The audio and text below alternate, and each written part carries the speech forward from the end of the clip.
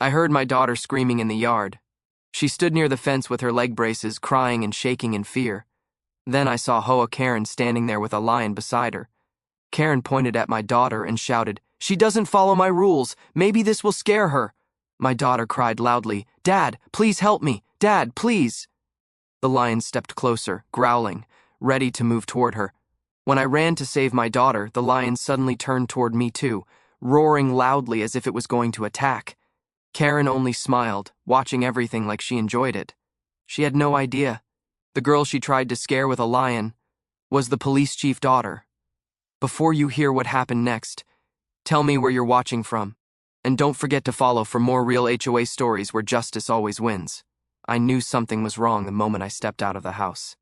There was a kind of silence in the air that didn't belong to a normal morning. It was too still, too tense. Then, through that heavy quiet, a sound cut through. Sharp, panicked, desperate. My daughter's scream. It wasn't the kind of scream a child makes when they fall or get startled. It was the kind that freezes a parent's blood. The kind that hits your heart before it reaches your ears. I dropped the tools in my hands and sprinted toward the backyard, my boots pounding against the path. As I got closer, her voice cracked again. "Dad! Dad, help me!" I rounded the corner, and my breath stopped. There she was, standing near our backyard fence, her small knees shaking, the metal braces on her legs glinting in the sunlight. Her hands were lifted toward her chest, trembling, and tears streaked down her cheeks. But that wasn't the worst part. A lion, an actual full-grown lion, was standing just a few feet away from her. Its tail flicked back and forth, its chest rising and falling, the deep rumble of a warning growl vibrating through the ground. And beside it stood HOA Karen. Her posture was rigid with self-importance, chin raised like she had just solved some giant community problem. She had one hand on her hip, and the other pointed straight at my daughter. Her bright red jacket flared behind her like she was posing for a drama poster. My wife, standing frozen on the porch, whispered, "Oh my God." Karen turned toward the lion's handler, some poor guy who clearly regretted answering whatever insane request she made, and barked orders like she ran the world. "This girl doesn't follow the rules," Karen shouted. "She moves too slowly on HOA property. Nobody listens to me, so maybe now they will." Her voice echoed across the entire street. My daughter sobbed, her voice shaking so badly she could barely form the words. "Dad, please, come get me, please!" I moved forward immediately, my instincts kicking in before my brain even started processing.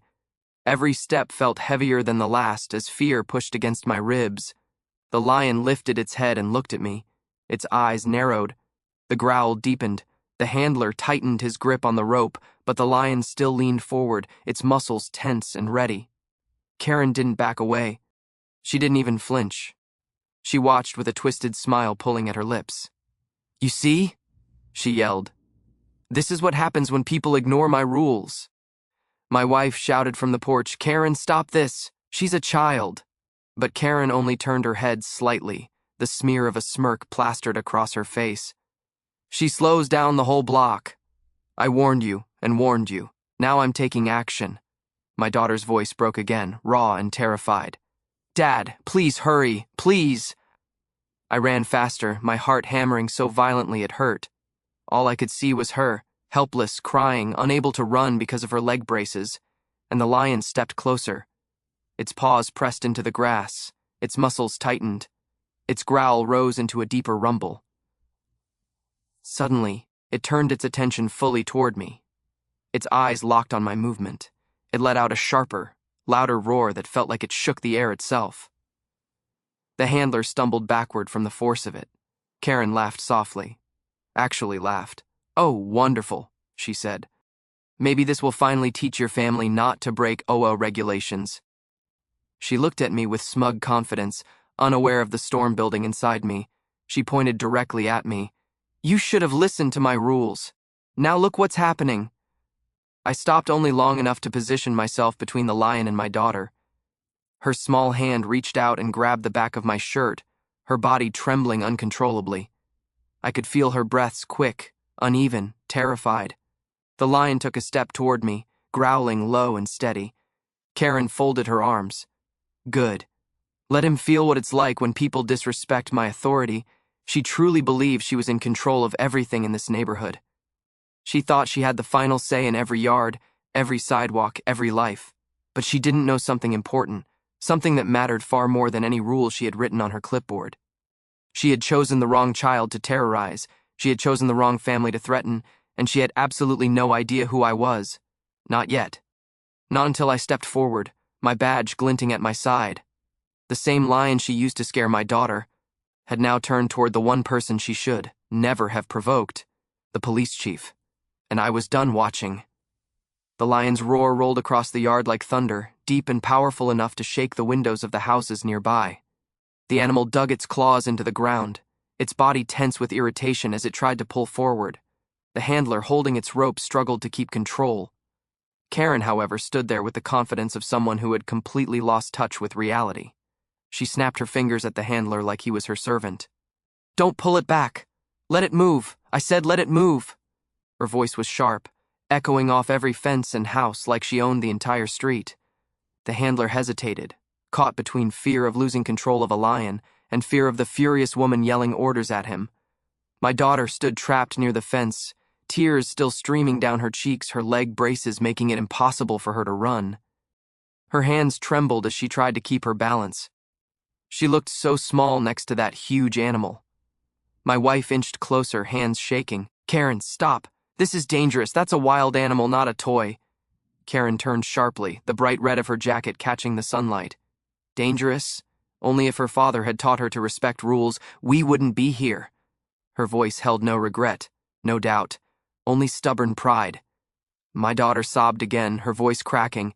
"I didn't break anything. I don't understand," Karen sneered. "You walk too slowly. You hold up traffic. You make people late. I warned you and warned you. No one cared." The neighbors stayed half hidden behind curtains. Some covered their mouths in shock, others whispered quickly to each other, but none dared step outside. Years of Karen's complaints, fines, and threats had trained them to stay silent, but today, their silence felt heavier than ever. As I pushed forward, the lion shifted its weight, turning its attention fully toward my daughter again. It lowered its head, ears pressing back as it released another low growl. Its tail flicked sharply to the side, a sign it was growing restless. The handler stepped closer to Karen and whispered urgently, "Ma'am, I can't hold it if you keep shouting. Please stop yelling, it's agitating him." Karen whirled on him. "Agitating? Good. Maybe now people will take my rules seriously." Her words were like sparks thrown on gasoline. My wife shouted again, "Karen, she's a child." But Karen's anger was too far gone. She's old enough to learn consequences, and if you two don't teach her, then I will. The lion stretched its neck forward, sniffing the air, breathing loudly. My daughter pressed herself against the fence, trembling. "Dad, please hurry," she whispered through tears. I quickened my pace, my heart slamming against my ribs, every step fueled by fear and rage. I forced my mind to stay focused, scanning the distance between me, the lion, and my daughter. Karen, oblivious to the danger she had created, stepped closer to the lion. "Go on," she whispered fiercely to the animal as if it understood her twisted command. "Show them what happens when they ignore my authority." The lion growled at her voice, irritated, its massive chest rising and falling faster now. The handler's grip slipped slightly, and he panicked, tightening the rope again. "Ma'am, please, you can't force an animal like this." Karen raised a finger in his face. "I can do whatever I want. I am the HOA president." My wife cried out, "Being the HOA president does not give you the right to do this." Karen barely turned her head. "It gives me every right. This neighborhood is out of control. People leave their bins out for 5 minutes longer than allowed. Kids draw on the sidewalks. People walk too slowly. No one respects my rules." She clenched her fists. "No one respects me." The truth slipped through her voice. This wasn't about rules. It was about control, power, ego. And she was willing to endanger a child to feel powerful again. I reached the edge of the lawn. My hands curled into fists, my breath steadying as I put myself between the lion and my daughter, keeping just enough distance not to provoke it. Karen noticed me closing in and rolled her eyes dramatically. "Oh look, Dad finally arrives. Maybe now he'll understand why I had to do this." My voice came out steady and deep. You shouldn't be anywhere near that animal. Karen smirked. You're not in charge here. I am. The lion pawed the ground, its whiskers twitching, its eyes shifting rapidly between me and my daughter. The handler shouted, Ma'am, please stop yelling, you're stressing the lion. Karen stepped even closer to the lion and pointed toward my daughter. She is the problem. She needs to learn to follow the rules everyone else does. My wife gasped. You're insane. You're absolutely insane. Karen laughed, a short, cold laugh that sent chills down my spine. Call me whatever you want, but in this neighborhood, you follow my voice. I moved closer, but the lion stepped sideways, growling deeply again. I froze where I was. The last thing I wanted was to trigger an aggressive reaction from the animal. My daughter's tiny hand reached out from behind me, touching my back gently. I could feel her trembling even through my shirt. You're safe, I whispered, keeping my eyes on the lion. I'm here. Stay behind me. Karen tapped her foot impatiently. Oh, stop being dramatic. Nothing will happen if she just listens. But you didn't listen, I said quietly. Karen snapped her attention to me. What does that mean? Before I answered, I let my jacket fall open just enough for the sunlight to glint off the badge clipped to my belt. Karen's expression froze. The handler's eyes widened. My daughter whispered softly, Dad? Karen's voice wavered. You're... I nodded slowly, stepping forward, placing myself fully between the lion and my child. Yes, I am the police chief, and for the first time since I had stepped outside. Karen looked afraid. The moment Karen realized I was the police chief, her jaw tightened and her confidence wavered. But the damage she had caused was already in motion. The lion was no longer focused on my daughter alone. It stood between all of us now, pacing in short, irritated movements, its ears twitching at every sound. The lion's deep breathing filled the yard. Heavy, rhythmic, unpredictable. My daughter clung to my shirt, her fingers gripping the fabric so hard her knuckles turned pale. She whispered in a trembling voice, Dad, is it going to hurt us? I knelt slightly, keeping myself between her and the lion, never breaking eye contact with the animal. No, sweetheart, I'm right here. The lion lifted its head, its golden eyes locking directly onto me. Its lips curled just enough to show its sharp teeth, a warning, a threat, a sign that the situation was unstable. The handler tightened his grip, sweat sliding down his forehead. Chief, please, don't make sudden movements. He's stressed. Karen scoffed loudly, tossing her hair. He's stressed? No, he's doing exactly what I brought him for. Brought him for? I repeated, my voice low but cold. Karen lifted her chin proudly. Yes, because all of you ignore my authority. If people don't respect me, then they fear me. My wife gasped, stepping closer to me. Karen, do you hear yourself? This is a wild animal. Karen waved off the warning. He's under control. He just needs to teach your family some discipline. Her twisted sense of power surged again as she stepped closer to the lion, ignoring how the handler panicked and moved back. Ma'am, please, the handler begged. You can't approach him while he's agitated. Karen shoved him aside with one quick push. I paid you. You do what I say. The handler steadied himself, shaking. That's not how this works, ma'am. Watch me, Karen snapped. The lion growled at the sudden movement. It didn't like yelling. It didn't like chaos. And Karen was the loudest thing in the yard. My daughter whimpered and buried her face against my back. The lion took a slow, heavy step toward us. Its paw pressed into the grass, muscles rippling beneath its coat. Karen clasped her hands together like she was enjoying the show. Finally, someone in this neighborhood listens to me. My stomach dropped. She didn't care about consequences, danger, or lives. She only cared that people feared her. I stretched one arm behind me to keep my daughter protected. My wife grabbed my hand, her own shaking badly. The lion let out a sharp snort, nostrils flaring. The handler attempted to pull the rope back, but the lion tugged him forward effortlessly. Chief, this is getting out of control, the handler said breathlessly. He's reacting to the shouting. This isn't safe anymore. Karen threw her arms up dramatically. Oh, please, he's not attacking. He's just showing them who's in charge. My eyes narrowed. You think this is a game? Karen's smile widened. I think it's justice. Finally, people understand how important my rules are. Before anyone could speak further, the lion made a sudden movement. Not a pounce, not a leap, but a rapid, tense shift, its muscles tightening like a spring being pulled back. The handler gasped. Oh no. He's going into defensive mode. My wife grabbed our daughter tightly. Chief, what do we do? I extended my arm slowly, keeping my voice even. Stay behind me. Don't move. Don't run. But Karen, foolishly, took a step forward. Her heels clicked loudly against the pavement, the sound sharp and startling. The lion's head snapped toward her instantly. The handler nearly screamed, Stop, don't move, don't make noise. Karen mocked him. Oh, relax. He knows I'm in charge. The lion roared so suddenly that every bird in the trees scattered into the sky. Its roar wasn't just noise. It was raw power. It shook the air. It silenced every voice. Even Karen jumped back, losing her breath. My daughter cried out, Dad! Dad! I positioned myself firmly between her and the lion, reaching slow but steady for the radio clip to my waist. Karen's pride cracked for the first time. You can stop this, right? You're the police chief. I didn't look at her. I kept my eyes on the lion. You didn't think about that before, I said quietly. Karen's breathing became erratic. I didn't mean. I just wanted her to listen. You endangered a child, I said. You endangered my child. The lion edged closer, sniffing the air around me, the handler nearly dragged along by the rope. Chief, the handler whispered urgently, if we don't calm him soon, he'll bolt. We need silence. And space. Silence. The one thing Karen had refused to give all morning.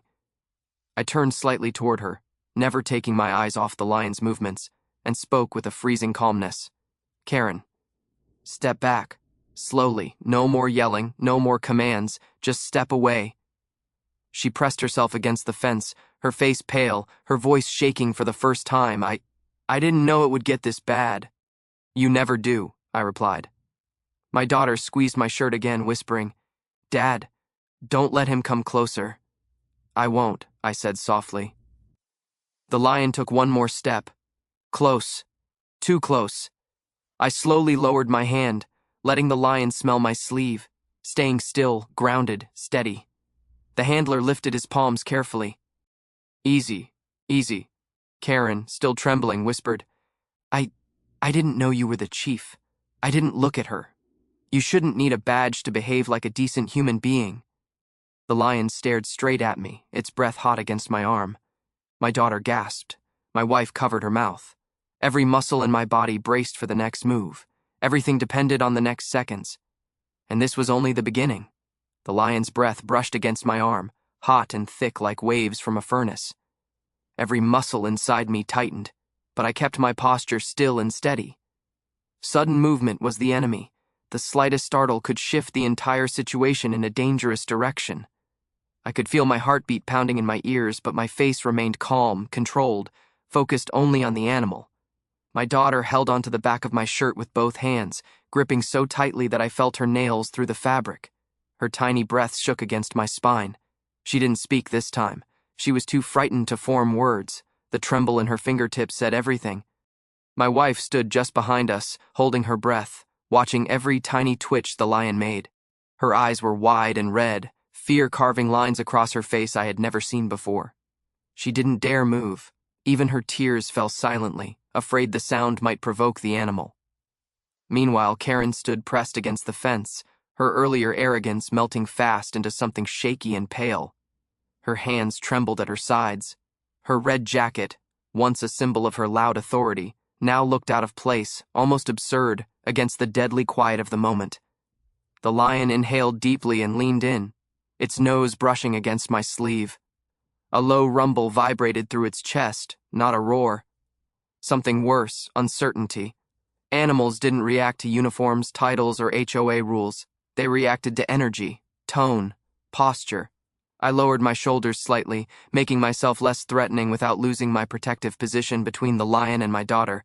The handler, still gripping the rope, whispered so quietly it was almost a breath. Chief, you're doing good. Just don't raise your voice. Don't look him straight in the eyes. I gave the slightest nod. Behind the lion, Karen let out a tiny gasp. Barely a sound, but loud enough. The lion's ears flicked backward. Its body tensed again.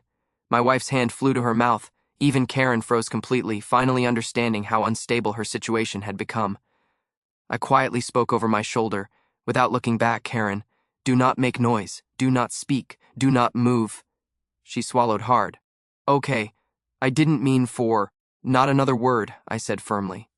The lion shifted again, stepping sideways, its shoulder brushing against the handler's arm. The handler's face drained of color as he tried to steady the rope, whispering calming sounds to the animal. Karen slowly slid along the fence, her back glued to the wooden boards, inching away from where the lion might turn. Her lips trembled, and her eyes darted toward the gate like she was calculating how fast she could run, if running wasn't the worst possible choice. For the first time all morning, she wasn't yelling. She wasn't issuing demands. She wasn't claiming authority. She looked like a frightened shadow of the woman she pretended to be. The lion lifted its head again, sniffing the air, testing the scent of everyone around it. It took a slow step closer, not aggressive but curious, and stopped only inches from my leg. I gently extended my hand downward, palm open, letting it smell me more clearly. My daughter squeezed my shirt tighter, and my wife let out a shaky breath she had been holding far too long. The handler murmured, "Good, good, he's calming a little." But the calm was thin, fragile, like a sheet of glass with cracks running through it. Karen finally whispered, "Please, make him go away, please." Her voice was barely audible, but the fear in it was unmistakable. She was no longer the conqueror. She was trapped in the chaos she created, powerless as the reality of what she unleashed stood only a few feet away. I didn't turn to her. My eyes stayed fixed on the lion's movements as I spoke. "You brought a wild animal into a suburban neighborhood," I said quietly. "You brought it near children. You shouted at it, provoked it, treated it like a weapon." Karen wiped her tears with the back of her hand, her voice cracking. "I just wanted people to follow the rules. I didn't know it would get like this." "That's the problem," I said. "You never think ahead. You don't care who gets hurt as long as you feel powerful." Karen pressed her eyes shut, tears streaming now. "I didn't want this." The lion circled once, sniffing the ground, the handler carefully guiding it in a gentle arc to redirect its attention away from my daughter. My daughter clung to me harder as the animal passed behind me, brushing the tips of its fur against my jeans. Every muscle in me stayed locked in place, but my voice remained calm. "Easy, easy," the handler whispered, slowly backing up, attempting to lead the lion toward the open gate. The lion paused, glancing back at Karen with a low growl. She froze instantly. The handler tugged again, reassuring, soft, rhythmic. The lion finally obeyed, turning its massive body toward the gate. Each heavy step sank into the grass, its breath still loud, but less tense now. My daughter exhaled for the first time since the ordeal began, her breath shaky and uneven. My wife wrapped her arms around both of us, pressing her forehead against my shoulder as the lion was guided farther and farther away. Karen slumped against the fence, her legs weak, her false superiority shattered completely. For once, she looked at me not with attitude or defiance, but with fear, with regret, with the realization of what she almost caused. She whispered brokenly, "I didn't know you were the police chief." I finally turned to face her fully, my voice calm but firm. "You didn't need to know my title. You just needed to be a decent human being." Karen lowered her gaze to the ground, speechless, and behind us, the lion's handler led the animal through the gate, leaving behind only the heavy silence of consequences waiting to unfold. The gate finally clanged shut behind the lion, and the handler let out a long, trembling breath. Sweat dripped from his brow as he steadied the rope, checking the animal before leading it into the transport crate. The danger was moving farther away with every slow step the lion took. But the tension in the yard didn't fade.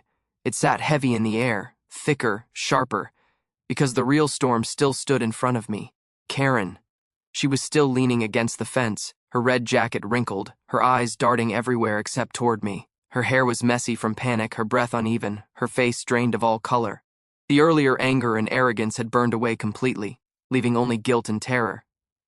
My daughter finally loosened her grip on my shirt. She slowly peeked out from behind me, her cheeks still wet, her braces trembling slightly as she tried to stand steady. My wife crouched beside her, brushing her hair back gently, whispering comforting words. As I looked at Karen, a heavy quiet settled over the yard. No one spoke. Even the birds in the trees had grown silent, as if nature itself paused to listen. Karen swallowed hard, opening her mouth but unable to form a sentence. She finally forced out a shaky breath. I didn't think it would go that far. I kept my voice controlled, even, grounded. Karen, you brought a wild animal into a residential neighborhood. You directed it toward a child. She shook her head quickly, the denial spilling out of her before she thought. It wasn't like that. I didn't mean to put her in danger. I was trying to scare her, not... Scare her?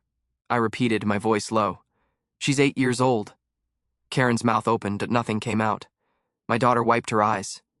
She whispered to my wife, "Why did she bring a lion? I didn't do anything." My wife hugged her tightly, her own voice shaking. "You did nothing wrong." "Nothing." Karen's face crumpled at my daughter's words, but then, like she always did, she tried to rebuild her pride. She straightened herself against the fence. She walks too slowly. That's all. She slows traffic. She blocks the sidewalk. People complain to me, and I have to make sure the rules are followed. I stared at her in disbelief. That justifies this? She lifted her chin weakly. I had to make an example. My jaw tightened. An example? With a child? The handler, who had been silently preparing the lion for transport, finally found his voice. "Ma'am," he said sharply, "you lied when you hired me. You said this was a private filming session. You said no kids would be near the animal." Karen's cheeks flushed. I only said that because I knew you wouldn't come if I told you the truth." The handler shook his head in disgust. "Lady, this could have gone horribly wrong. Wild animals don't care about your HOA rules." Karen flinched at the word wild. For the first time, she realized that she had played with something she never could control. I took a slow step toward her. She mirrored it with a step back, pressing against the fence until the wood creaked behind her. "Karen," I said quietly, "you put my daughter's life at risk today. That's not HOA enforcement. That's reckless endangerment." Karen blinked rapidly, trying to keep her voice steady. I swear I didn't know she was your daughter. I didn't know you were..." "That's the point," I said. "You didn't need to know. A decent person doesn't treat any child like that." Her shoulders sagged. She wrapped her arms around herself like she suddenly felt cold. I never thought it would escalate," she whispered. My wife stepped forward now, her voice fierce in a way I rarely heard. "You tied her to the fence with your shouting, you made her cry, you terrified her. And then you released a lion." "A lion, Karen. A lion." Karen's lip trembled, but she still tried to defend herself. "She breaks rules. Your whole family does. You all act like the HOA doesn't matter." "The HOA?" my wife snapped back. "This isn't about the HOA anymore. This is about a child who could have been hurt because of your obsession with control." Karen looked between us. The fury in my wife, the tears on my daughter's cheeks, and the quiet wrath on my face. Her confidence crumbled again. "Please," she said softly. "You don't have to call the police. We can talk about this. I'll apologize. I'll pay a fine." "You think a fine fixes this?" I asked. "I'll resign," she blurted. "I'll leave the HOA. I won't bother any of you again. Just, please don't report me." Her voice cracked. But I wasn't thinking about punishments. I was thinking about the dozens of children she had yelled at before, the neighbors she had bullied, the families she had scared. And today she crossed a line so severe there was no going back. I stepped closer. Karen shook her head desperately. "You're the police chief. You can let this go, please." "I didn't mean to hurt anyone." "You already did," I said. "You hurt my daughter emotionally. You made her fear for her life. You scared an entire street." Karen squeezed her eyes shut, tears slipping out. "Please," she whispered. "I'm begging you." The handler cleared his throat. "Chief," he said calmly, "I already called animal control. They're on their way. They'll need a formal report. And they'll need to know who hired me under false information." Karen's eyes flew wide. "No, please, don't let them take me." But her voice was fading under the sound of sirens approaching in the distance. Police cars, animal control, emergency response. Karen pressed herself tighter against the fence, shaking so hard I could see her jacket trembling. She looked at me one last time, hope and fear tangled in her eyes. "You can stop this," she whispered. "You can tell them it was a misunderstanding." I stared at her, my daughter's small hand still gripping mine. "It wasn't a misunderstanding," I said. "It was a choice, a very dangerous choice." The sirens grew louder, and Karen finally understood. The consequences she had avoided for years were finally arriving at her doorstep. The sirens grew louder with each passing second, echoing down the street like a long-awaited answer to everything Karen had been building for years. People who had been afraid to step outside now gathered in small clusters along their driveways, murmuring to each other with relief, shock, and disbelief. The lion handler stood at the gate, both hands gripping the rope tightly. His shoulders sagged as he watched the transport truck finally roll onto the street. Uniformed animal control officers stepped out and immediately assessed the situation, speaking in calm, practiced tones as they guided the massive animal crate toward the handler. The lion, now calmer but still tense from the earlier chaos, paced slowly inside the crate as the metal door closed behind it with a heavy clang. It wasn't a roar this time, just a long, low exhale, like a final release of the fear and confusion the animal had been pushed into. Karen watched it all with wide, frantic eyes. She stood near the fence, twisting her fingers together until her knuckles turned white. Every trace of pride she once had was gone. Every ounce of arrogance had drained away. Her shoulders slumped as if the weight of everything she had done had finally pressed down on her all at once. My daughter held onto my leg, leaning against me for comfort. Her breathing had steadied, but her eyes were still glassy with leftover fear. My wife stroked her back gently, whispering to her with a soft, soothing voice that carried warmth, despite the cold air of the moment. Then the police cars rolled to a stop. 2 officers stepped out immediately, their expressions serious but not aggressive. They walked with purposeful steps, absorbing the scene. Neighbors scattered across lawns, animal control vehicles, a frightened child, a shaken handler. And at the center of it all, HOA Karen, visibly trembling. One officer approached Karen slowly. "Ma'am," he said calmly, "we need to talk to you about what happened today." Karen shook her head instantly, her voice trembling. "No, you don't understand. I overreacted. It wasn't supposed to go this far." The officer kept his voice level. "Did you release a wild animal in a residential area?" Karen's face crumpled. I didn't release it. I told him it was okay to bring it. People weren't listening to me. I'm the HOA president. I have to enforce rules." "By using a lion?" the officer asked, eyebrows raised. Karen's voice cracked. "I wasn't trying to hurt anyone." The officer glanced toward my daughter, shaking, frightened, still clinging to me. "Then why was a child terrified in her own backyard?" Karen backed against the fence. "I didn't know she belonged to him." She pointed toward me. "If I knew he was the police chief, I'd never—" I stepped forward, my voice calm but sharp. "You shouldn't need to know who I am. You shouldn't treat any child like that." Karen shut her eyes tightly as if trying to erase the reality she had created. Tears rolled down her cheeks, streaking through the foundation she had carefully applied earlier in the morning. Another officer asked the handler for details. He explained everything. How Karen hired him under false information. How she demanded the lion be brought close to the girl. How she shouted at him when he tried to keep the animal under control. By the time he finished, the entire neighborhood was listening. Karen's influence, her power, her control, was unraveling right there on the grass. The lead officer looked back at Karen. "Ma'am, we're taking you in for questioning. There will be charges. This is extremely serious." Karen shook violently. "No. Please, I'll resign from the HOA. I'll apologize. I'll pay fines. Just please don't take me in front of everyone." Her desperation echoed across the quiet street. But consequences don't disappear because someone fears them. The officer took her gently but firmly by the arm. "You need to come with us." Karen's knees buckled slightly. She looked around, searching the faces of neighbors she had once ruled over with fear. None of them stepped forward. None defended her. Some even looked relieved. She turned back to me with desperate eyes. "You can stop them. You can say it was a mistake." I held my daughter tighter. "No, a mistake is forgetting to take out the trash. This was something else entirely. Karen's voice dropped to a whisper. I never thought it would end like this. It ended the moment you endangered a child, I said. The officers guided her toward the patrol car. The neighborhood fell completely silent as the door shut behind her with a heavy click. For the first time in years, Karen wasn't shouting. She wasn't threatening. She wasn't in control. She was simply gone. My daughter leaned her head against my chest and whispered, Dad, is everything okay now? I kissed the top of her head gently. Yes, sweetheart, it's over. You're safe. My wife wrapped her arms around both of us, finally letting her tears fall freely, not from fear but from relief. Neighbors approached one by one, their faces soft with gratitude and apology. We should have said something sooner, one woman said.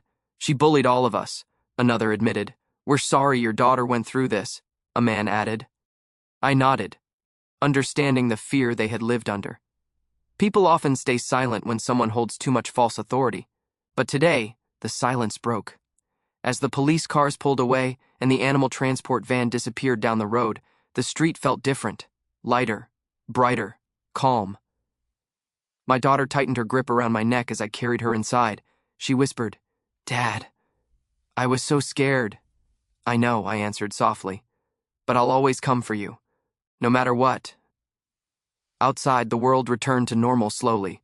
Birds chirping again, wind brushing through the trees, neighbors finally breathing freely. Karen's rule was over. Her fear was gone. The neighborhood had its peace back, and she learned the one truth she never expected. You don't intimidate the daughter of the police chief and walk away from it.